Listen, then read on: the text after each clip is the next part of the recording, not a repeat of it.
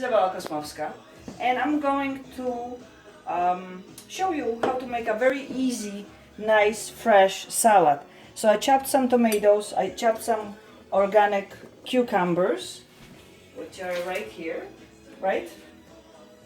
And organic, of course. Everything in our house is organic and natural.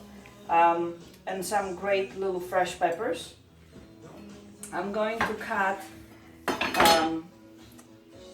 the lemon, squeeze some of the lemon, okay, put a pinch of salt. I don't like my wet.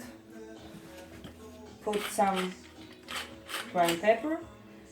I also use a little bit of apple cider vinegar. Bragg is one of the best what we use in the house. You can get that anywhere also in the store. Just a little bit of that, and non-GMO olive oil. So we're doing as much as we can to keep it healthy and more natural. And this salad will be very nice with a nice piece of meat,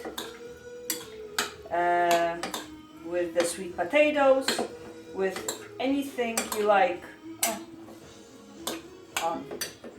There we go. Enjoy.